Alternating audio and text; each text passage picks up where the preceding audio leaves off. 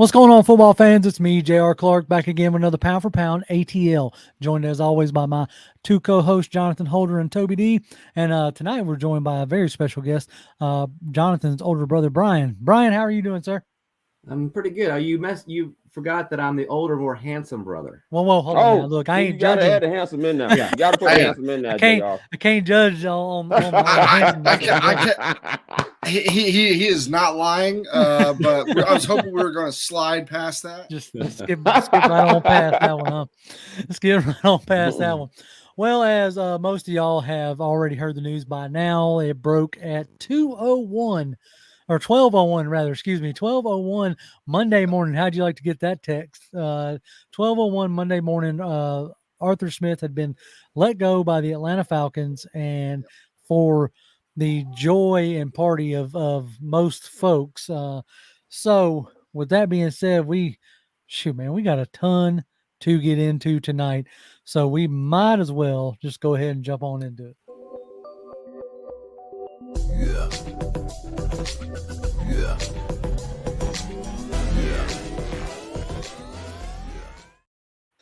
Oh man, okay. Willie Doc is already kicking us off. Willie. Appreciate you, Willie. Hey, appreciate it. My man says 1 of 5. Oh man. Okay. We're gonna have to keep rolling with this then. He says 1 of 5 baller. Arthur Smith for making the tough but right decision at midnight. I'm assuming he means Arthur Blank. Arthur Blank. But, yeah. We'll go there. We'll go there. 2 of 5. I have to do this as this keeps going. Yeah. Willie. He says the New Orleans Saints, fallers, they suck and they smell like cheese. Jameis is a knucklehead. Run the score up, but do it the right way. We're going to get into that because, at a 30,000 foot view, I got no problem running up the score, especially in pro ball. But do it the right way. All right, we'll get back to Willie as he keeps typing this out. I'm assuming there's more coming. But I guess before we get too deep into it, we might as well get into the game that did happen on Sunday. Holy crap, that's a way to end a season, not in a way that we want. It's very much a microcosm of the season. Big time. Started out hot. Yep. Yeah, you ripped off a couple scores. Looked like it was going to be a shootout maybe, and then the wheels fell off. Toby, what was your 30,000 foot view on that?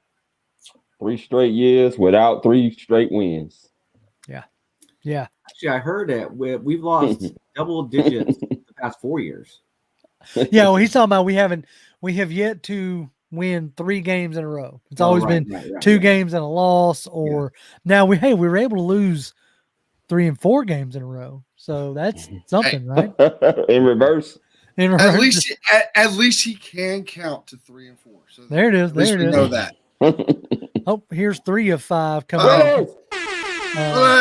3 of 5. He says honorable mentions: the Falcons team and fan base. Yes, Michael Pruitt, Bradley Pinion, and DB play was rough, but the team fought. Same for the fans. I mean, they never gave up. So not like what the Raiders did with McDaniels. That was straight giving up. They never gave up. Or Staley. Yeah, exactly. I'm going to get out of here is if I get blown out. The next week you get blown out. So Andrew Bato, what's up, Andrew? What's up, Andrew? He says, hello, Pound for Pound family. Hope all is well with you guys. Gonna say it now. I hope we land Mike Vrabel as our head coach. What do you guys think? If you wanted to continue with a tough nose culture, Vrabel is definitely, he's outside of Jim Harbaugh, he's probably the most in demand coach at the moment, which is crazy to think because he just got fired today. So, but we'll get into all that. So Brian, what was your 30,000 foot view of going down to Stinky Town?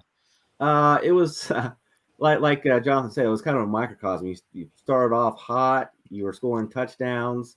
Ritter was having his best probably half quarter or first half of game ever. But then, as with everything else, he just has a tough time completing. Like the second half, he was erratic through interception. And that's the critique I've had all years, that he just can't complete. He can't do a full 4 quarters. Yeah, Um, yeah. that was definitely his problem in college. He was, and we'd seen it. It followed him to the pros. That by the second half of a game is when he really got into it. But by that point in college, he was able to come back, right? Mhm. Play hero ball, take Cincy, to the playoffs, all that jazz. But when you get into the pros where comebacks like that are more rare, and harder to pull off Mhm. than in college, because the talent is, that razor thin on when the difference is in talent. So with that being said, it caught up to him. Like, he was not able to progress, whether you want to put that on coaching, whether you want to put that on him. At the end of the day, as I was saying in pre-show, at the end of the day, the inconsistent QB play is what eventually done in this staff.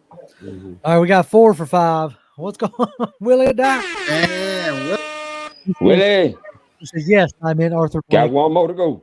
He says, side-eye glance. McKay all day. Yes, McKay has become the new, not the new. but he's become the punching bag right now. Well, no, Hmm. he's almost become the Palpatine, for Ah, all my Star Wars folks out there, right?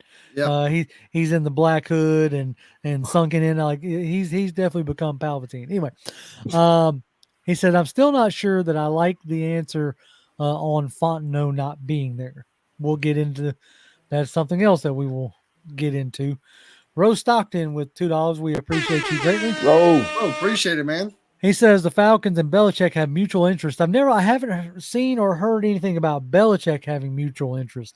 Everything I've seen and read is that Arthur Blank wants a big name, and it has been reported that he's interested in Belichick, depending on what happens up in New England. Say this, we'll get into some more of that talk a little bit later. I will say this: if you don't, I would be 1,000% surprised if not only the Falcons but any other team out there that doesn't have a coach or is looking for a new head coach that is not New England is probably at least somewhat interested somewhere along the way in at least looking at Belichick, maybe talking to him, trying to figure out what's going on there.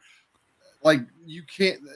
There's no way there's a team that's just like, no way I want to talk to Belichick. Like, that's just not the case. So No, I'm not his saying resume, that he'll yeah. be here, but I think All I right. think one of the quick. Oh, sorry. No, go ahead, bro. Oh no, I was going to say the thing is, will Belichick fill up seats in the Mercedes-Benz Stadium? That's the question, and I'm not so sure at his point in his career now he will. Just because when Brady left, it looked like Brady was like more the magician than Belichick was in New England. So the question is, will he fill up seats in Mercedes-Benz? And I'm not sure he will as much. I'll say this, as far as Belichick goes, and we're going to get deeper into this as the show goes on. As far as Belichick goes, if this fan base was agitated and annoyed with the off-putting nature of Arthur Smith, holy crap! And you say, "Oh well, Belichick's got rings to back it up." he Okay, ain't got rings here. Guess what? Yeah, but I say, A, he ain't got rings here, and B, if he don't bring consistent play, it ain't gonna matter. All right, 5 of 5. Willie Doc. Willie. You the man, Willie. You He says, absolutely are. thank you, P for bringing us through 2023. We tried, right? Make this fun in spite of the frustration. Again, that's, we try. The analysis, the contest, and the professionalism is bar none. Shepherd us through this off season. We're going to try. I very much appreciate it. Oh yeah, for sure. We just try to have fun when we're here as much as we possibly can. So. What you got, Toby? I mean, let me say this much: Bill Belichick. Yeah, I hear what y'all saying. He hasn't proven that with his fan base. If he comes in with that type of mindset and the way that he likes to talk to the media, but he's earned the right to talk to the media that way, regardless of how we look. Oh yeah, and for sure. Yeah, he will be one of the few coaches that will be confident enough and not care or give a dang what the fan base is talking about. So he's not going to be persuaded to do No, stuff just because the fan base is being and moaning. I can't say the actual word, but no, I completely agree. He like Belichick don't care. Like it kind of reminds me of like the amount of experience and respect, however you want to call it, that Pease had, right? We messed around here on quite a bit with Dean Pease, calling him everybody's like grandpa, right? Just like upset grandpa or grumpy grandpa. And but in a lot of ways, Belichick's the same deal. Like he's earned the right to be that grumpy, and to talk that way if he wants to, right? It's just I find it hilarious that now, granted, from what I've seen on my time, the vast majority of the fan base doesn't necessarily want Belichick, and I think it has a lot to do with, like Brian said a second ago, it seemed like Brady was more of the magician as far as like the winning formula. Um, but the way this league is constructed, if you don't have a QB, you don't have a team. And ultimately, that's what got, Arthur got, right? Was, unable to produce from the QB position. And however you want to look at it, he had 4 chances to do so, and he didn't do it with 4 different QBs. Now we can debate all you want to at the level of talent, um, of those QBs, but 3 of those QBs were picked by that staff. So you can't really say that they didn't have a choice. I mean, you could have made a move potentially in this draft. You could have done what Carolina did if you really felt like you had to have a elite talent at QB, right?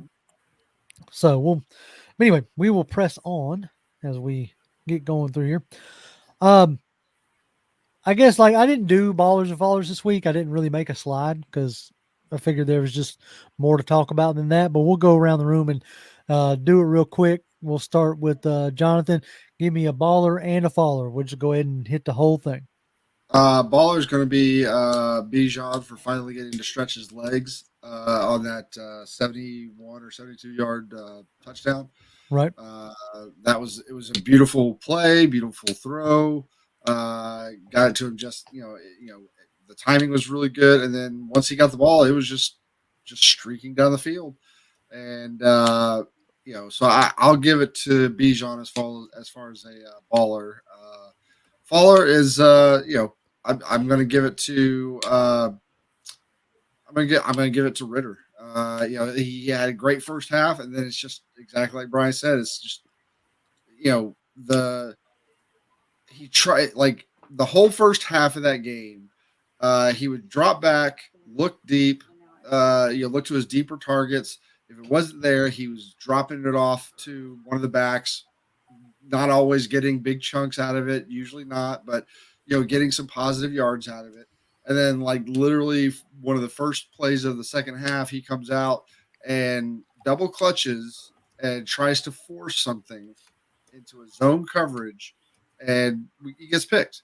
It's something that he himself has talked about, where it's like I try to do too much, and that's what he was trying to do, and right. He just stuck with what was working for him in the first half.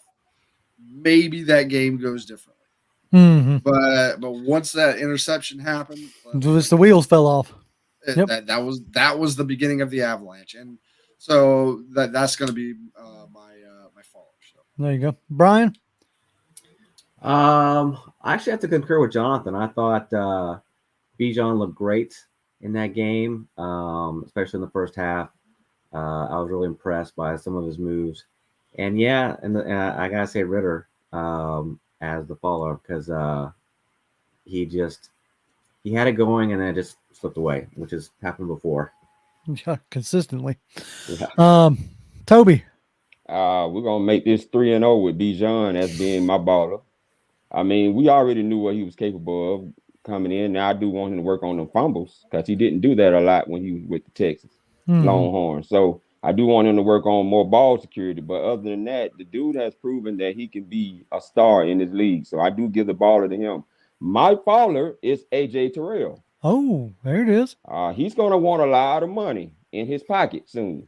And to me, this year and really last year too, he hadn't shown a lot of consistency in being the top guy that we've all deemed him to be since we drafted him.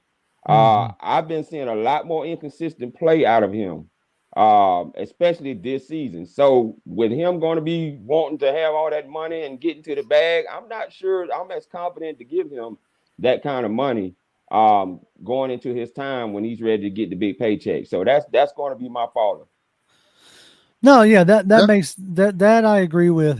He has been up and down, and as Trick 654 says, yes, Toby, he's been getting burnt bad. Yeah, it's there's been times where it's been rough, whether it's being burnt or some costly PIs, avoiding getting burnt. So it'll be interesting to see what his market is going.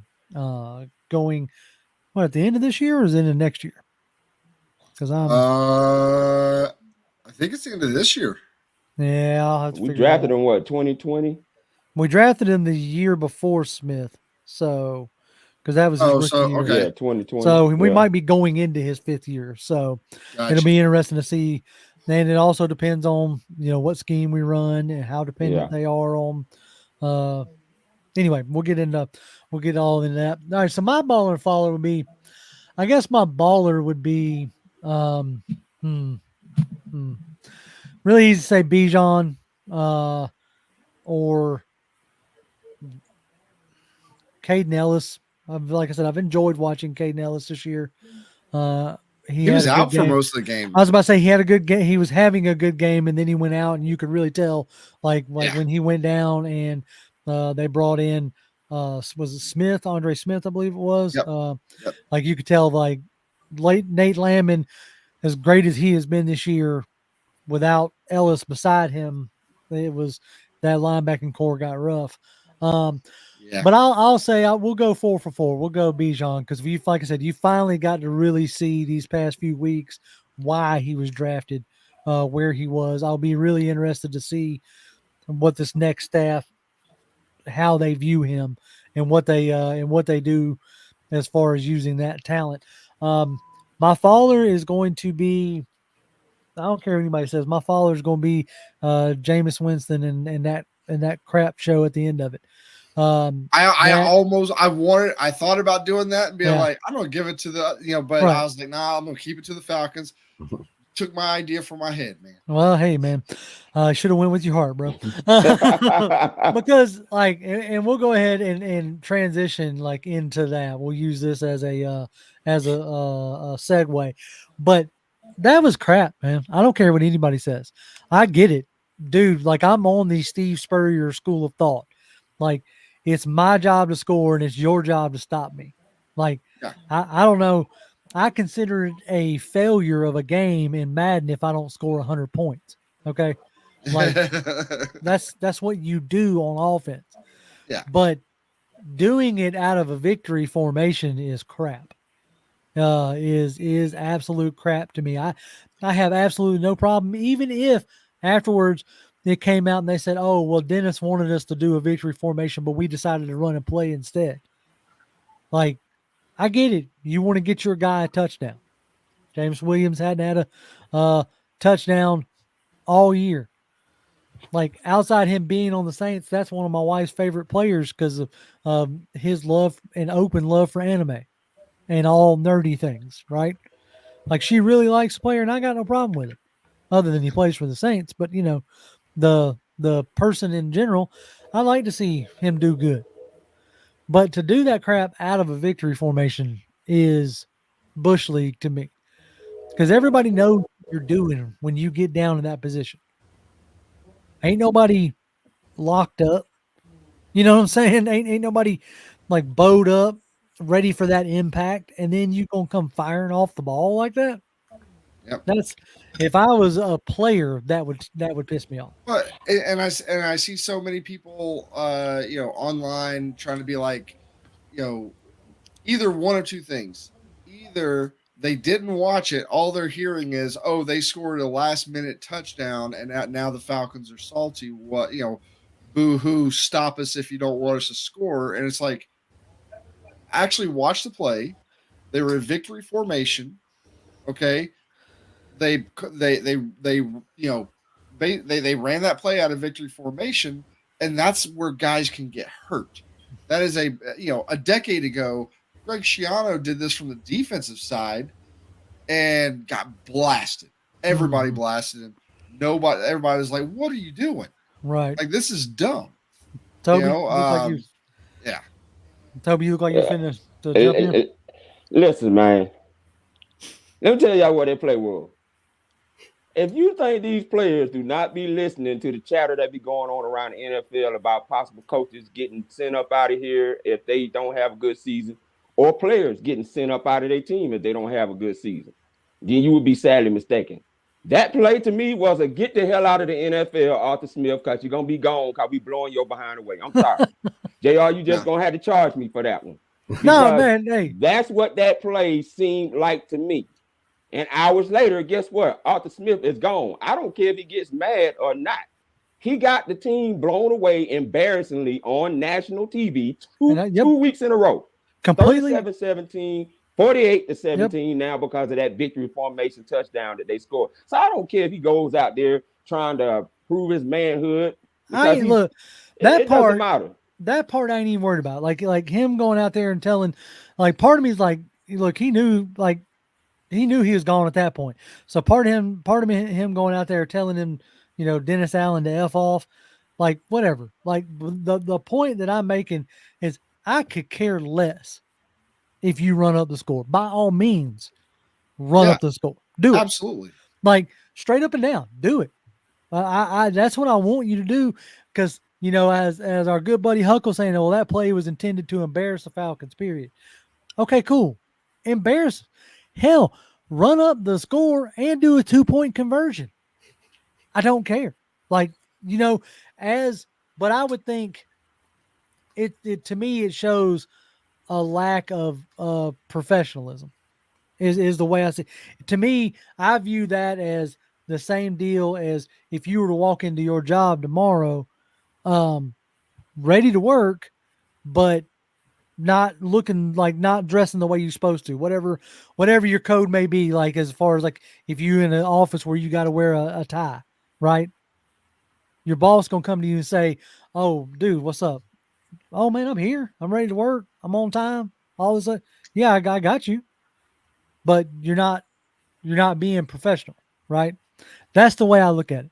Is, and Toby, you got a ton of support in the chat as far as, like, hey, do what you do, and I'm all about it. Run it up. Yeah. Especially if that gives my team fuel for the next year, right? If these guys are like, "Oh, F you, this is what y'all did to us, and we're gonna pay you back." Fuel that rivalry, but do it in to what I would call the correct format. So that's my thought there. Brian, what was your thought on the? Yeah, so just like Jonathan said, I saw a lot of stuff online about how, hey, if you don't want us to score, then stop us. But in this case, though, it was in victory formation. Why do you do it in victory formation? Like Jonathan said, you do it so people do not get hurt. Right. So, right. I mean, I wrote online, I thought it was a classless thing to do. Some people liked that, some people didn't like it, but I thought it was, like you said, it was a lack of professionalism. I thought, okay, so you want this guy to get a touchdown, but you have to do it that way. I mean, just line up like normally if you want to do that. Don't do it in victory formation. So I thought it was very tacky. I thought it was classless myself. Huckle says Toby for president. Be a man about it. Like, it's not like that offense had any trouble moving against the defense or scoring against the defense all day long. Okay, it wasn't like that. So it's not like they couldn't have. And they were at the 1 yard line, 2 yard line. You easily could have ran it in. Like, I say easily. But I don't know. Joe's Barbershop says, just because it's New Orleans don't mean we can't uphold basic football class and etiquette. Some of y'all got this game messed up. Some things in life should be handled with class, regardless of emotions or rivalry. And I think that's what I was trying to say. Is like, at the end of the day, there ain't no rule against running it up, by all means do it. And there ain't no rule against doing it out of victory formation, but that's one of those, like, just like in baseball, the whole unwritten rule, which always brings up a lot of, controversy. As far as I'm surprised somebody hadn't told me to sit down, Grandpa, and quit yelling about somebody being on your lawn. So Yeah. I mean, let me say this. Look, Yeah. y'all act like Jameis Winston is first class all the way. This is a guy that had crabs in his bag coming out of Publix and said he didn't know it was in there. Okay, so let's not act like this man has a lot of class already coming into the NFL. So let's just throw that on out the window. Yeah, All right, now you're not wrong, Toby. You're not wrong. The other thing you got to understand too is Dennis Allen crapped on Jameis Winston by giving the job away to Derek Carr. Okay, Derek Carr comes in there. Jameis Winston no longer has a starting job. So that could have also been FU. I'm sorry, I know it's a family show, but that could have also been one of those F-bombs to Dennis Allen, like, hey, I'm probably not going to be here after this year anyway. So why not? What you going to do to me? I did make the joke online afterwards. I was like, especially after Dennis Allen got up there, first thing out of his mouth was, at his presser was apologizing. I was like, oh, snap, Dennis Allen lost the locker room. I wish on Twitter that there was like a sarcasm font, because I would probably wear it out, because, that's what I've, as the head coach, because I saw some sports dude actually going off, some syndicated guy going off on Dennis Allen, like basically telling them that they need to move on from him, because if your players can't even follow or refuse to follow a simple thing as just kneel down and let's get out of here, like, you're not the guy that's going to take them to the playoffs or whatever. Yeah. Well, and Toby was like, like Dennis Allen, messed him over and gave his job to Derek Carr. Well, it's not like Jameis Winston did anything to like cement himself in that position. Like, Jameis Winston has been about as big a bust from an NFL perspective, as far as a top drafted QB type in a while. So yeah, I mean, he's right up there with Mariota, which I did find absolutely fitting in the Philly game. That I didn't like the fact that Hurts got hurt, but the first play, Mariota throws an interception. Like, I did chuckle out loud with that. But anywho, all right. So everybody got their wish. Everybody got their new. Oh yeah, I'm sorry. Thank you, Fred. All right, Fred. Tip us $5. I appreciate you. Thank you, Mr. Butts. He says he thinks Arthur Smith got fired because his offense was too predictable and refused to make adjustments. He ran most of the time on first and second down. There's a lot of factors, right? There's a lot of things that we'll never truly know. Like, did he get predictable because the QBs couldn't handle it, so to speak? Or, like, we don't know why. There's a guy I've gone back and forth with on Twitter. His name's Jones Bones, I think, or something of that nature.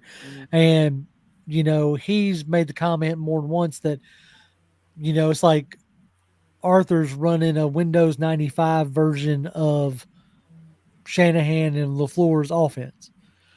Like, he's got the base, but he's not able to bring it into the future, not able to adapt it enough to bring it into the future. And I thought that was an interesting point, but like I said, part of me wonders why, my thought would be if that's the case, and I'm not going to sit here. I'm not a professional analyst. I'm not an offensive guru. What? I'm You not sure? a guy. Come on. I fake it really well. Good job. But if that's the case, if that's truly the case, my guess would be you're trying to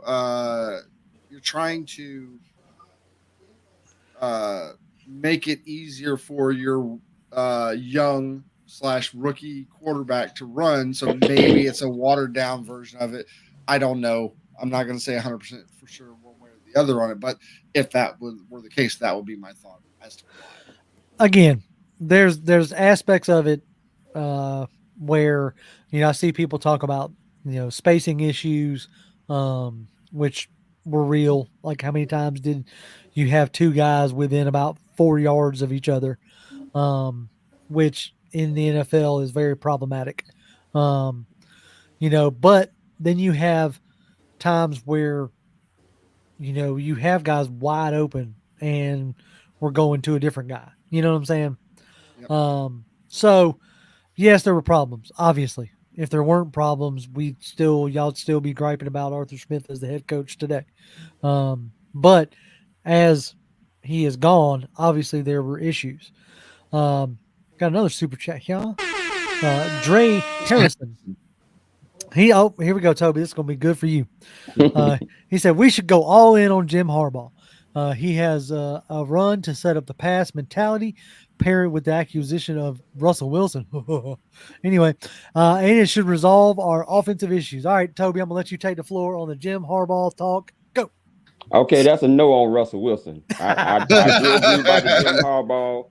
I'll take that all day. I would rather take somebody out the draft than to have somebody like a Russell Wilson. I love Russell Wilson. He loves Jesus. I love Jesus too. So I'm all Hey, with Jesus, that. he's my Yes. He's my Lord and Savior. Yes. That's it. Hallelujah. That's But right. I'm not going Russell Wilson. But I will take Jim Harbaugh because Jim Harbaugh went out on top. He's proven 44, 19, and 1. Yep. Okay. 2 NFC championship appearances, 1 Super Bowl appearance, lost against his brother. Okay, he's never had a losing season. Okay, when he left, he went 8-8. That was his worst record, but that's still a 500 record. Okay, he finally gets to Michigan. Wanted to go to his old alma mater. Finally got a national championship. He can ride out on top again, come back to the Atlanta Falcons, and help us do what he did over there in San Francisco. Because San Francisco sucked before he got there. They just had better talent, added on to the talent we got there in the draft. I believe we got talent over here that he can actually work with. And can help us get where we need to go. And he's a veteran president that understands not only college guys, but will understand how NFL guys tick as well. So I'm all with the Jim Harbaugh. Just no to the Russell Wilson. There you go. Brian, what's your thoughts on Harbaugh? We'll start there. I'm probably not as big a fan of Harbaugh as Toby is. I think he's leaving Michigan for. I mean, he did win the national championship, but he also was embroiled in that cheating scandal. Right. So I think he's going to be out of Michigan regardless. And then the question is how hot is he on the market? Are people going to be paying him, overpaying him? Who else has an interest in him? So it could be interesting, but I'm probably not as high up on him as Toby is. And I know we mentioned earlier about Vrabel maybe. My thought is that he would probably go to New England because that's where that's been the big scuttlebutt is Vrabel, if they do end up moving on from Belichick, that Vrabel would be reunited with Kraft, his familiarity with that organization makes a lot of sense. But if you're Vrabel, do you want to deal with another young QB like you were just dealing with it in Tennessee with Will Levis? There's a thought process that would you want to go out to LA with the Chargers? You got Justin Herbert out there. You've got some stud defensive pieces, which Vrabel's a defensive guy. So I don't know. I mean, to me right now, the top names on the free agent market that are previous head coaches, because I do feel like that's the direction that blank wants to go, or at least that's what it sounds like, right? He didn't say that specifically. There was an article in I think the Athletic that had a list of coaching names, and obviously just about everybody's name was on it. But there was a good mix of guys who had previous head coaching experience and guys who haven't. But I think after going 3 coordinators in a row, he might be ready to go back to a more veteran coach, one who's done it. And so those names currently right now are Vrabel, Flores, and Jim Harbaugh, right? And out of those guys, Harbaugh's the only one that's had any track record with developing a quarterback. Yeah.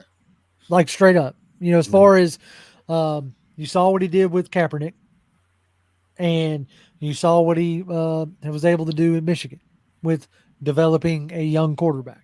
And let's not forget about Alex Smith, because Alex Smith was a bust before he got there in 2011. They went to the NFC Championship before they moved on from. See, I was going to say Alex Smith, and then I was like, I could not, for the life of me, remember if Harbaugh coached Smith, because I was about to say Alex Smith, and then I was like, no, if I say that and I'm wrong, then I'm going to look like. Well, I'll take the hit, but I believe I'm very much correct. Hey, look, Alex Smith in 2011, because I remember him being in the NFC Championship game against the Giants, who ultimately went on to win the Super Bowl that year. Right. Ghost Pepper has a correction for you there. Toby says, yes to Jim Harbaugh. Correction: 49-22-1 as an NFL head coach. Well, you still prove my point. They had a winning record. He went out on top, so I guess it really doesn't matter. Yeah, exactly. But thank you, though, Ghost Peppers. Right. So, hold on now. Bijan says Tony Dungy, Jim Caldwell, and Bill Cowher. All those guys got a layer of dust on them that thick from not coaching. But I see what he did. He counted the playoff wins and stuff in there. Is Bill Cowher going anywhere? I think he likes the gig he's got now. Who's that?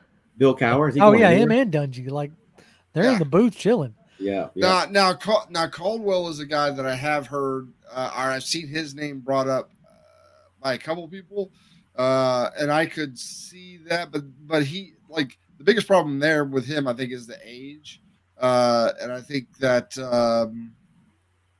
outside of like a Harbaugh, I think that if it's not Harbaugh, it will probably be somebody younger.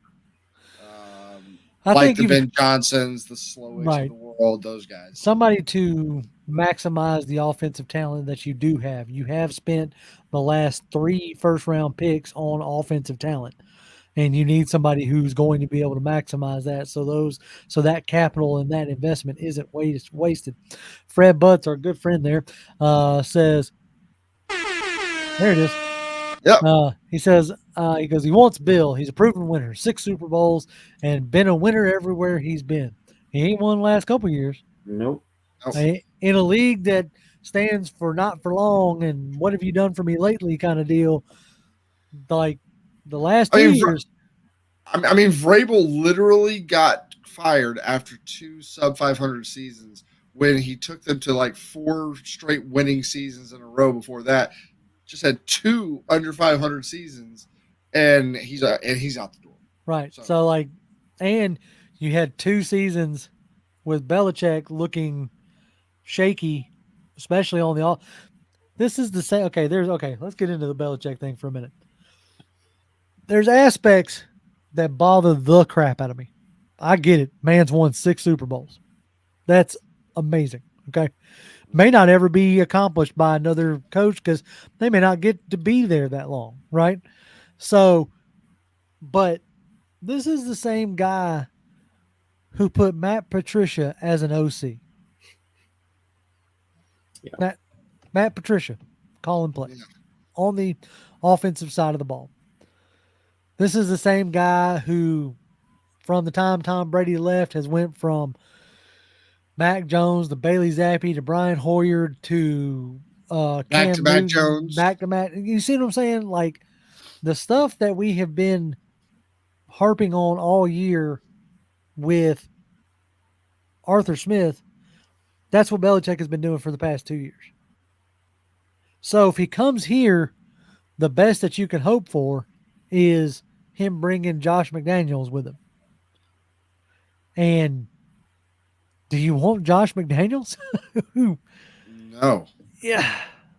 The dude's had 2 bites at the apple and has failed miserably both times. Look like he's about to say something. I'm surprised he hasn't hired him back at New England. That's what he always does. Anytime. Well, I mean, that's the rumors that if he stays in New England, McDaniels will be coming back. Toby, let me ask y'all a question. Yeah, bud. How many no-nonsense coaches do you know in the NFL today? You got Belichick, you got Vrabel, you got Tomlin. That's about as far as head coaches go. That's about the only ones I can. Well, Arthur Smith. yeah, I will say this. Mike Tomlin to me is not a no nonsense coach. Now he will remove stuff if you don't do what you're supposed to do. Like they had pool tables and everything, ping pong Right. tables, and he removed that, right? But Mike Tomlin is a player's coach. Okay, I saw that when he was at Senior Bowl and the way that he communicated, not only with the coaches, but the way he communicated with the guys. He would go and laugh around with the guys and everything. But there's a time to be a hard A, and there's a time to know when to be a player's coach. Right. And Mike Tomlin can do that. Okay, Bill Belichick is not always that guy. Okay, and you don't have many guys like that. So Arthur Smith tried to take on that mantra and come in here and be a no nonsense guy, which is cool. But when you're dealing with young guys these days, you have to be able to know how to communicate with them. Okay, and this is why I want Jim Harbaugh, because Jim Harbaugh knows how to do that, and he's been in the NFL and college level, so he knows how to communicate with these young guys. He knows what makes them tick. Right. I'm not so sure necessarily. Personally, this is my own personal. I'm not sure that communicating with the guys was an issue for Arthur Smith, just based on what you hear from the players themselves. Like from the players themselves, they all like just are saying nothing but good. You know, obviously they're not going to sit there and completely like, oh, he was crap. We're glad he's gone. I don't know. Except for Petrino. When Petrino left, everybody's like, I was about to say there have been times, and I used to think that like, what else are they supposed to say, kind of thing. But just this year, take a look at the Raiders. You know, when Josh McDaniels, right, and to an extent with Brandon Staley out there with the Chargers, right. So the closest we got was, with Grady Jarrett, same ish, different year, comment at the end of last year.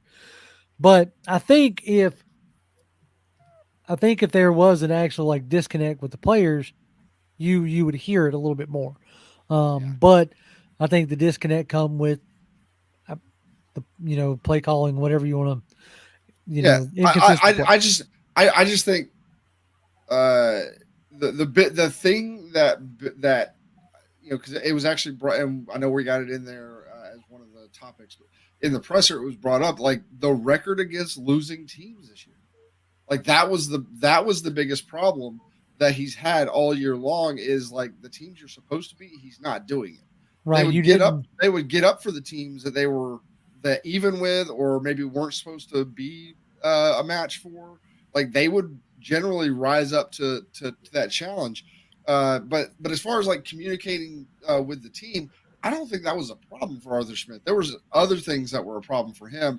I'm not saying that Harbaugh wouldn't be a great communicator or that Harbaugh wouldn't come in here. I think Harbaugh would be great to be. I would absolutely love to have him. Right now, out of some of the other guys too. I'm about to say, out of the previous coaching, like the guys with previous head coaching experience, if that's one of the main criteria, Harbaugh's probably at the top of my list as far as that is concerned, because of his track record and because of his track record with developing a team. Because right now, that's what this team needs.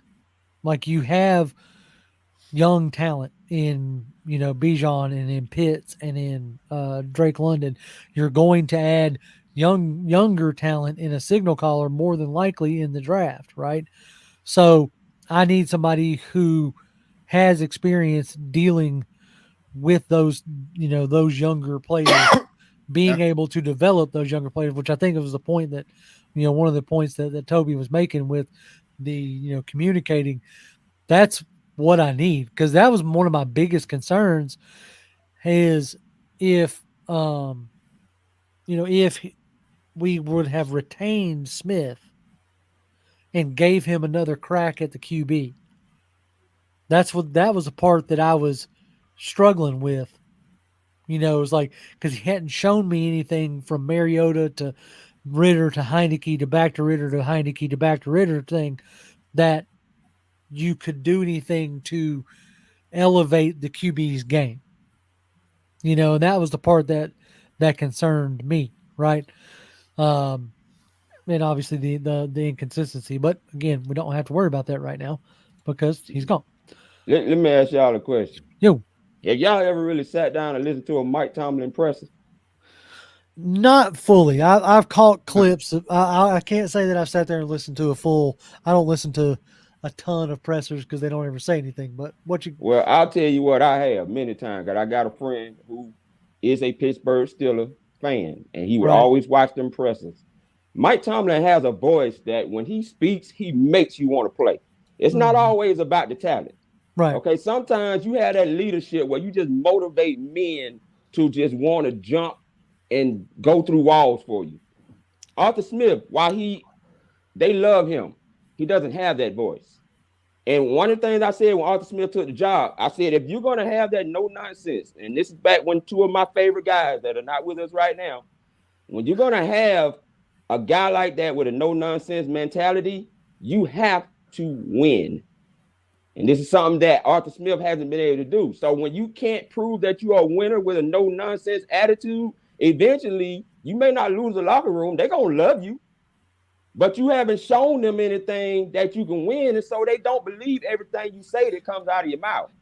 And Right. this is the communication that I'm talking about. I'm talking about leadership to the point to where you make guys want to get up and play for you on a day-to-day basis. I mean, Mike Tomlin, I don't even play football, but when I listen to this guy speak, I want to get on the field and play. I'll probably get all my bones broken. Not all of them, Toby. But I wouldn't care because he has that leadership voice that makes you want to play the game. This is why he can bounce from different quarterbacks and all of that and still have a winning record. This guy has never had a losing season since he's been with the Pittsburgh Steelers. Yep. That says a lot, especially as a black coach in the NFL. Mm-hmm. And I'm just going to leave it at that. No, Well, it yeah. also tells me he's probably not going to leave Pittsburgh anytime soon. Yeah, I don't. That part. I don't think he's going anywhere. Like as far as, I know that there was some talk, about 3 or 4 weeks ago, but, I say 3 or 4 weeks, like beginning, like end of November, beginning of December, but I don't like the Pittsburgh Steelers. Their organization isn't run that way, and that's like why. One of the reasons why I was hesitant in a sense of just moving off of Smith. Obviously, I still, I think it was the right decision, but part of my hesitancy came from organizations like the Steelers. Like that's what I want our organization to be, right? Yeah. Is an organization that has patience, because not everything is built overnight and in the same way. It doesn't help when you have a situation that generally doesn't happen, but when you have a situation going on down in Houston with DeMeco Ryans, who first time head coach, rookie, QB, and they're in the playoffs, right? So you're looking at that, and then now you're looking at your guy like, what's the dealio, and so, but when you move off of folks quickly, then you run the risk of getting into like the cellar, like the big time cellar of the NFL, where the Browns resided for quite a while, where the Jags resided for quite a while, where Arizona resided. Well, they're still kind of residing right now, and the Lions. Yeah, the Lions up until like here recently with Dan Campbell, right? So that was one of my major concerns, because whoever you bring in, they're going to want their guys. They're going to want to retool the roster. So if you're expecting a Houston Texans type, turnaround, those are rare and few and far in between. Noah E says Toby needs to be a consultant for the Falcons. I bet, yeah. Hey man, if he does that, then we can get some tickets. I'm That's coming. right. Then we get some tickets. Fred Butts, we appreciate you again. It says there's a report that Mike Tomlin might step down after the playoffs. Now, if he steps down and becomes available, he shoots to the top of almost everybody's list. He won't be out of work long. But the problem is, if he steps down, that means he retired.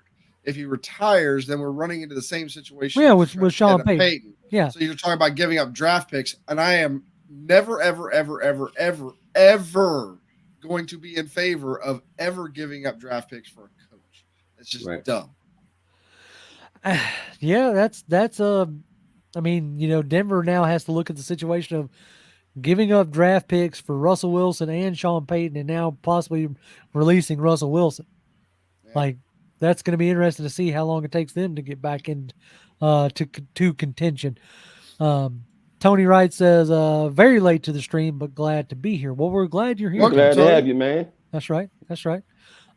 Nick says, keep Nielsen. That's interesting. Brian, what do you think the chances of Ryan Nielsen hanging on with the new staff? I am not sure. Obviously, it's going to depend on who we hire. If it's a Flores or Belichick or what have you, then Nielsen's probably out the door.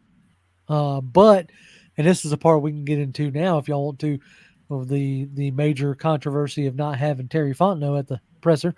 But if it's a guy like Joe Brady, I could see Nielsen staying on. Like, could you see something like that happening, Brian? I could. I think that I think if I was Fontenot, I'd probably be upset with all the money that we spent on defense and bulk that up and still lose 10 games a year. Oh yeah, right.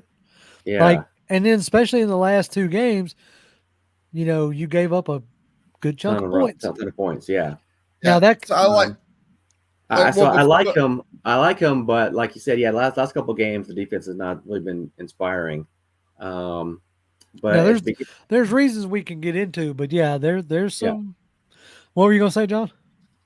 I mean, that's exactly what I was gonna say. Like, we're sitting here, a couple weeks ago, everybody's like, whatever we do, we just got to make sure we keep Nielsen. And then, but like and it is it wrong to just to sit there and be like, well, the last couple of weeks, and then kind of base everything off that? Absolutely. Unfortunately, that just like we talked about with anything else, it's the recency bias. The lasting image you have of this season now at the very end is you were blown out by, especially one of those teams. There's no reason why you should get blown out. The other's a rivalry game. Sometimes with the Saints, those go sideways. But even then, you're giving up that many points to your division rival, your hated division rival on the last week of the season, where it's a tiny chance, but there was a chance that you could have been playing for the division, and you go out like that. Like, that takes some of the luster off of Nielsen, I think, unfortunately. Mm-hmm. What's your thoughts, Toby, on Nielsen? Nielsen stays. And this is another reason why I'm going out to Jim Harbaugh, because the defensive philosophies are very similar to Vic Fangio, who was his defensive coordinator when he was with the San Francisco 49ers. But anyway, these two would be a great combination together because the defensive philosophies, I believe, would match up well. And I think Ryan Nielsen, still a young guy, took this defense. They were bad, guys. They were bad. Yeah. Okay. Now they had about 4 games where they gave up a lot of points, but for the most part, they were consistent most of the year. And so when you see a guy comes in here, now he had some guys, Jerry Gray and all them that brought in their expertise as well. But I would definitely be careful if I'm the new head coach to not get rid of some of those guys, especially Ryan Nielsen. I think I would keep him. John H has a good one. He says Monken is the perfect fit, like Todd Monken, which would be an interesting, like, especially with his ties to the University of Georgia. I think the fans would be on board with that, especially the UGA fans, would be on board in that aspect. And he's worked at both the, college level and the professional level. He's got the Baltimore Ravens offense like humming with Lamar Jackson up there. It'd be interesting, like, you make a move, get a guy like that, and then see what he can do with somebody like a Justin Fields, for example. Maybe you can get him for not a first round pick, and then use your first round to add a defensive player. Either way, we can get into all that later, but that's just an interesting philosophy or interesting thought process there. Yep. Let's see. Buddy, you are making a fan with Huckle. I think Huckle's gonna send you some flowers, bro. He said Nielsen would be a good tandem with Harbaugh. He wants you for president, like GM. I appreciate that. Yeah. Man. Yeah, he's got you I don't know if covered. I want the You got it. presidency. You got to pay him though. You got to pay him. Dirty Bird 07, $2. We appreciate you. He says, "Is there Dirty Bird. is there any coach that would want Ritter?" No, and I'm not trying to. The only thing I can think of is they would want Ritter as a backup. That's what I was going to say. Like, I'm not trying to be mean here. This is something that Jonathan brought up 2-3 weeks ago, and it's 100% accurate. You don't tie yourself to a third round quarterback. Not as a new coach coming in. It was interesting listen to this. Listen to this. We're gonna have to roll this back. Uncle said Toby continues to carry this. That's why your back's hurting. Hey Toby, how much you pay Hucklebuck? Hey man, I can't in the mail? reveal my secrets. I can't reveal my bribing secrets. Now. Okay, I see how it is. You carried the show. All right. No, this. Hey man, I'm just having fun. I'm glad to be back here with you guys. So I'm having fun. I feel like I'm in a great place right now, mind wise. So that's I give that credit to where I am mind wise to why I'm having a good time tonight. So there you go. Let me just say that. There it is. There it is. Anyway, so on to this presser. It seems like a lot of people are making a big deal out of maybe nothing. Let's see. I think I've seen that before, haven't we, Jonathan? What? The Brian person in there. Check that out real quick. Anyway, yeah. Anyway, with Terry Fontenot not being at the press conference, Toby, did that strike you as odd? No. Because if anybody knows Arthur Blank, he's all about business models.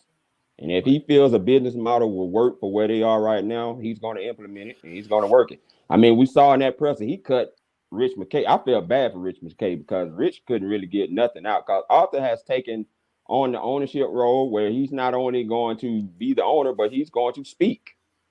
Okay, and that's what he's doing right now. He's basically taking on a business model and what he did with Atlanta United. Okay, he pretty much took over that team, got the coach he wanted.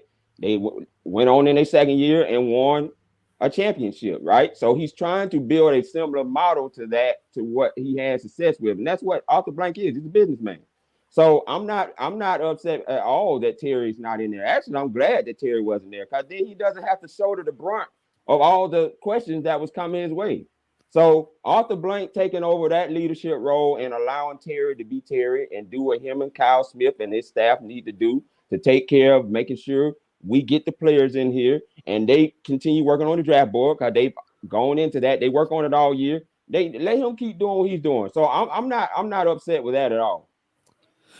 Yeah, I'll say this. Like my first thought, and Brian, I want to come to you next on this one. My first thought when I saw the presser open, I ain't gonna sit here and lie to you. I didn't watch the whole thing. I was more or less like waiting for sound bits and stuff like that because a lot of times it's a whole bunch of nothing, But what my first thought was like, okay, cool. It's Blank and it's McKay sitting there. If, as we have been told the whole time, even though Blank misspoke, as we have been told the entire time, Smith was hired before Fontenot. Mm-hmm. Okay. So to me, why should Terry have to answer questions about Smith? Mm-hmm. Is the kind of the way I saw it. I know some other folks were trying to paint it in a different light, but the way I looked at it was, hey, these were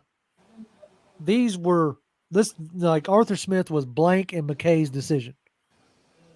So if anybody's going to have to answer the question for those decisions, to me, it should have been Blank and McKay. Mm-hmm. And that's the way I kind of felt about it. Brian, did you find it odd that Fontenot wasn't there? I did, just because of the simple fact that I thought as a GM that's what you do. But as you guys are making it clear, it sounds like Arthur Blank just said the buck stops with me and it's whatever I want kind of thing. But I was surprised. I was kind of surprised he wasn't there. I mean, I think you guys are making some good points, but I just thought as the GM, I thought he should have at least been there. Even he didn't say much, but I think also the thinking was that to protect him from the brunt of all the questions he was going to get too. That's one reason why he wasn't there. Mm-hmm. But so as far as, and we got it, clarified, more than once, and we should have known, like, as a fan base, we should have realized this from, the Mike Smith at the end of the Mike Smith era, right? It's been Blank's protocol to use a committee to, whether it's a full-on firm like he did going from Mike Smith to Dan Quinn, or if it's like an in-house committee when the GM has an input in it.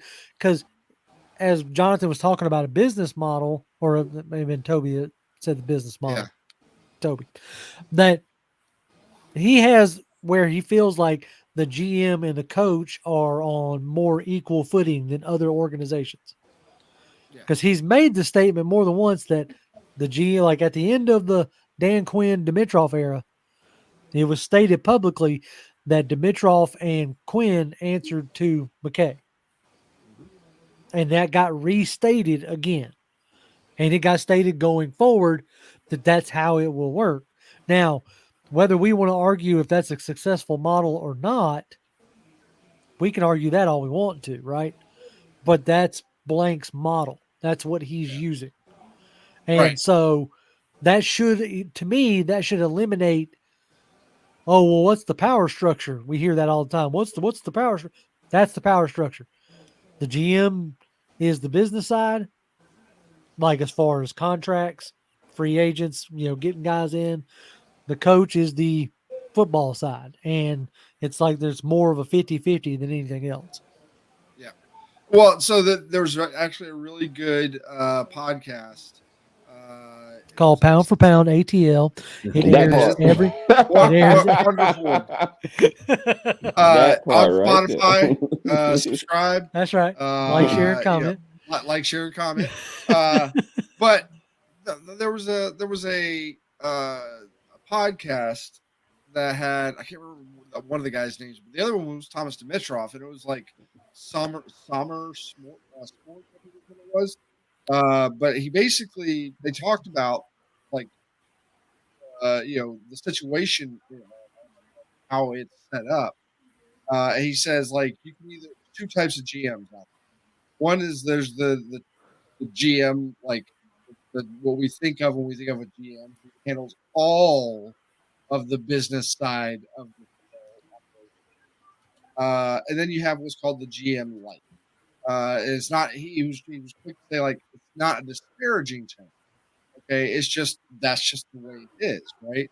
And that and Mitrov, he said in his time here in Atlanta, he was both a true GM, old fashioned GM, and a GM light, right? He was both. And the basic gist here is, and I think McKay actually talked about this in the presser, or at least with 92.9. Like McKay's job is not to tell Terry Fontenot or Arthur Smith how to do their job. Okay, it's not to give them a task list and be like, here's your job for the day. Right. They have their own jobs. He is there to come to for advice. He is there to, if there's something they need to be able to do their job, they go to him for those situations, right? But to act like Terry Fontenot is in charge of player personnel.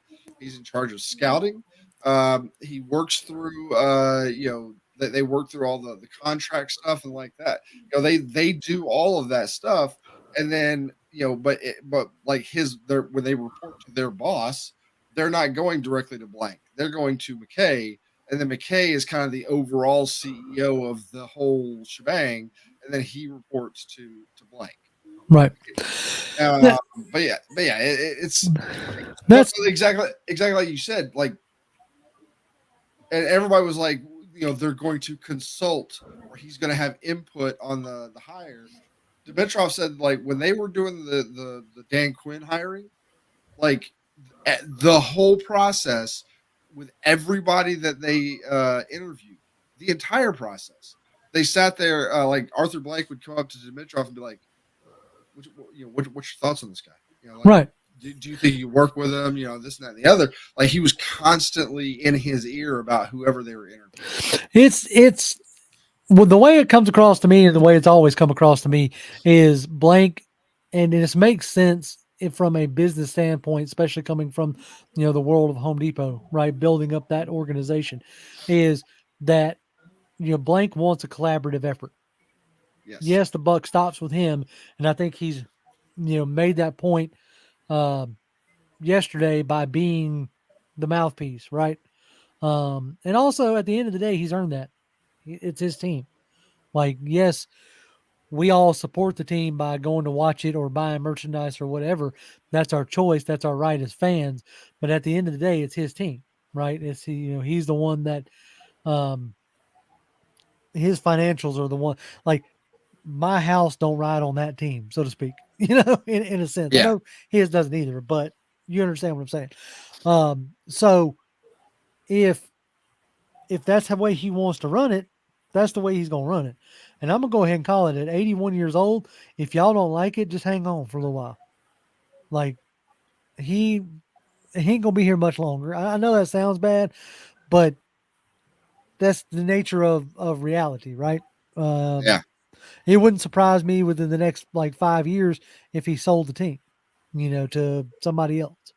And I think that's part of the urgency that you're seeing with this moving off of Smith in 3 years. Is somebody set it up in the chat earlier about him going all in and trying to get that ring. So yeah, we'll see how that goes, right? But for the ones who are like, oh, he needs to sell the team. First of all, you ain't gonna make him sell the team, like. Yeah, no. No, he's not a Dan Snyder who's trying to steal money from the other owners, and he's not That's Jerry gonna get him Richardson. kicked out. Like, as far as one of the buildings that my company's working on right now is, I don't know if any of y'all know what the Shepherd Center is. Shepherd Center deals with spinal stuff, like a lot of it's a good hospital. Like, if any of y'all that's where David Pollock went when he got injured. Okay. He recovered at the Shepherd Center. All right. The only reason why I bring this up is because we're building the housing for families that need long-term housing while their family member is in the Shepherd Center. That building is being mainly funded by the Blank Foundation. Okay. So as far as the city of Atlanta goes, he's a good owner. And he's a good person. Yes, we get frustrated with the product that puts out on the field, but he's not a creep. You know what I'm saying? He's not a bad person. But anyway, I digress. I just wanted to bring that up for a split second. He's not selling the team. The GM, normally the reason why somebody said whenever you fire the head coach, the GM should be there. The problem is okay, you want the GM to be there to answer questions about a guy that they didn't hire, they didn't fire, was never their responsibility. So who do you want to actually answer your questions? The people who were responsible for the hiring and firing of said guy, or the guy that was just working with him alongside him? Who do you want talking to you? Well, see, here's Joe Houston, which we appreciate, Joe. Here's the common the common thing that I hear a lot or see a lot on timelines. Here's what I have a problem with. Let the GM choose his head coach. What McKay had did since he's been here has not worked. he's the problem. Okay, I'll take the McKay part off because that's whatever, right? I look at McKay as being the owner's rep. If any of y'all have ever dealt with something like that, but depending on how the organization is structured, if the organ like in the way I laid out before, do you at your job get a say or input on your coworker? Like Toby, has your boss ever come up to you and been like, "Hey, I want to hire this guy. He's going to work beside you. What do you think?" The answer may be yes. The answer may be no. I Yes, don't know. because I've been in management and supervisor roles, so I have gotten asked those questions, and I've given my answer yes or no. Right. I've actually told them not to bring certain guys that I didn't think they was going to work, Right. and they didn't. Right. And so you get to give your input, but ultimately it becomes your boss's decision, right? Yeah. To hire. And I'm assuming, Brian, you've probably been in like similar type situations. I tell you this, in the 20 plus years that I've been doing what I've done, I have never, nobody's ever asked me, should we hire this guy or what have you, right? Because in that aspect, we're on the same playing field, right?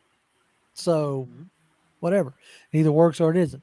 And then right now, that's the way they have the organization structured. So to say the GM should be able to hire his coach, maybe if it wasn't a GM light, as Dimitrov put, maybe in other organizations, sure. But in this system, the GM and the coach are more on an equal playing field. So it makes sense to me. Let's see. Ghost Pepper, our good buddy Ghost Pepper says, if the Falcons hire a coach and he wins next year, this will be forgotten. Win and nobody remembers. Exactly. All right. You. So I want to put this out there. I want to go around. Brian, I want to know. Yeah. If you could make the choice right now for the next head coach, who would you choose? That's a great question. If I could, I might go Vrabel. Vrabel? I might. Interesting. What makes you I guess what attracts you to the Vrabel? Because he's a hard-nosed guy. He's had winning teams in Tennessee, not recently, but he has had winning teams in Tennessee. He just seems like especially a guy who has such a successful playing career and has been, I think we could say a successful coach. I think he'd be a great fit. That's just my thought. All right. Toby. Nope. I mean, y'all already know mine. I know Toby, so we're going this way. Oh, you going? Well, you got to go the other way, John. Go the other way. There it is. That way. There it is. I don't know. I've been thinking about it, especially for the past 2 years, or not 2 years, 2 games. Like when the writing really became on the wall. Part of me really would like, somebody like a Todd Monken, who has a good system. It's not just about the system, but has been able to adapt at different levels. It's adaptation as well. Like when people pound the table for Brian Johnson or Bobby Slowick or some of those other guys, it's like, okay, you've seen them do it in a small, like, microcosm. With somebody like Monken, he's done it from, which I guess is the ultimate irony, because like Monken is from the cutter tree, which you would think that I would be like, God, no. Yeah. But he's been able to adjust. I guess I'm going to join Toby in the sense of, I think Harbaugh's at the very top of my list, which kind of pains me. Come on over here, JR. Come on. I'm about to say, it kind of pains me to say, because his press conferences would be almost, it's like listening to Christopher Walken. You ever listen to an interview with Christopher Walken? Yes. Like half the time I have no clue what he's talking about. And I fear it'd be the same thing like with Harbaugh, but he's been a winner everywhere he's been. He went 11-1 back-to-back seasons in San Diego State. Took Stanford to relevance by beating USC in its heyday. and then followed Pete Carroll to the NFC West and continued to give him fits over there. So I know that people were putting in the chat earlier that he was about to get fired at Michigan and took a pay cut to stay, but he was able to turn that around. In a division that has the Ohio State, as the quote unquote big brother, he was able to take them back to relevance, win a national title this year. He gets, as he says, he gets to sit at the big boy table now with John and his daddy, as having titles. As Chris puts it, who has it better than us? Their good family motto. But as far as if you're not going to go young, innovative coach, if you're swinging, if you're big game hunting, which I've heard more than once, if you're big game hunting, then Harbaugh is the one I would want. So Gotcha. that's where I'm at. All right. So for me, I'm kind of I'm kind of split. I like Harbaugh. I think he would be a really good hire, and I think would definitely get us on the right track. But the other guy, out of all the kind of the younger names, the guy that not necessarily because of what he's done this year, though what he's done this year has been really great, and that's Slowick, Bobby Slowick. And the reason why I like him is he falls from the Shanahan, McVay, LaFleur, that tree. Right. I like that tree a lot. And so what I do like is he had CJ Stroud, rookie year, got him up to speed, got him knowing that offense inside and out, and making him look like a veteran quarterback in his first year in the NFL. Yes, Stroud himself has a lot to say in that, but you put Stroud on a lot of other teams, he probably doesn't look that good. Okay, he shows flashes. I don't know if he's as consistent as what we saw in Houston. That's the thing is Huckle brings up a good point in do you think if Harbaugh, is he going to want to bring McCarthy? Because McCarthy's going out in the draft. That'd be interesting. I don't know. Let's see. Fred, our good buddy Fred. Fred, you just need to go ahead and hand me your debit card, bro. We appreciate it, Mr. Butch. You paid my mortgage this month. There you go. He says he doesn't stay places long. Talking about Harbaugh.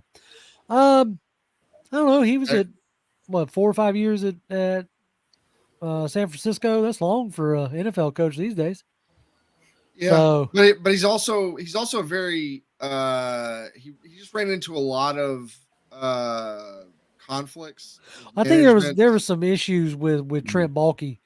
I mean, as you saw, even down in that part, you go. Now even now we're cooking with fish grease. I'm glad you brought that out. Yeah, because there was some issues with Trent Baalke. I mean, like I said, you even saw that with Byron Leftwich down in Jacksonville, basically saying, "I'll come there, but you got to get rid of him." He does not have one of the better. Bradley says he had a big disagreement with the York family, the ones who own the 49ers. So let's see. But Chris says he's won his national title and now he wants a Super Bowl win. And I do think that outside of the, I've heard Raiders and I've heard Chargers, but the NFC is probably an easier path to the Super Bowl. And especially the NFC South. You come in and right now, you come in and establish some consistency, and you can easily turn into the Patriots in the sense of they never had to worry about their division. They never had to worry about getting into the playoffs, So, all right, we have been at this an hour and 21 minutes. Anybody got anything else? Brian? No, not really. All right. I guess the last question I've got is Yep. when do we think we'll get a answer on who the next head coach will be? Like, when do you think it'll happen, Brian?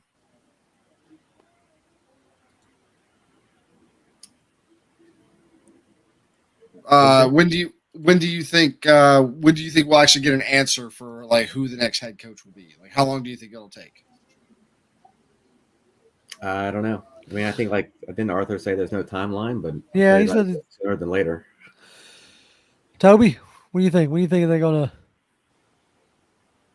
I don't think they're going to name the next coach before they go deep into the playoffs. I really don't. Although it wouldn't matter with Jim Harbaugh because you can hire him and not have to worry about any of that. But I think they're going to take their time like they always do, at least 2 to 2.5 weeks in before they make a final decision on who it is they really want to take over the road. So I give it 2.5 weeks. I think in the next week you start hearing who they've talked to, because they said they'll announce it once their interviews are done. They're not going to announce what they've scheduled. So once they're done, you'll hear about it. But I'm thinking you probably won't get a head coach until after the Super Bowl, because there may be guys that they want to talk to in, that are in the teams that are playing. So unless, like you said, unless it's a Belichick or a Harbaugh, I don't think that you get an answer until after the Super Bowl is what I'm thinking. So buckle up for scrolling, like refreshing your Twitter timeline for the next month.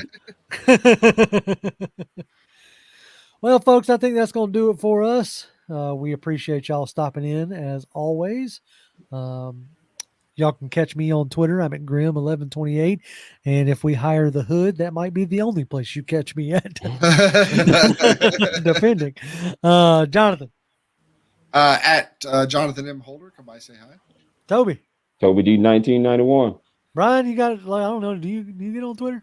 Yeah. I shared some stuff with Jonathan. Actually, I shared an article with Jonathan about all the Falcons players who are big anime fans. I know that was touched on earlier. Like, there you go. So if you want to throw yours out there, Bijan's a big anime guy, and some other guys on the team are huge anime guys. So that really bonded them. So I sent that to Jonathan on Twitter. So my handle is at BWCartee, CARTEE. There it is. All right, folks. As always, we appreciate y'all joining us, and rise up. Rise up. Rise up, everyone.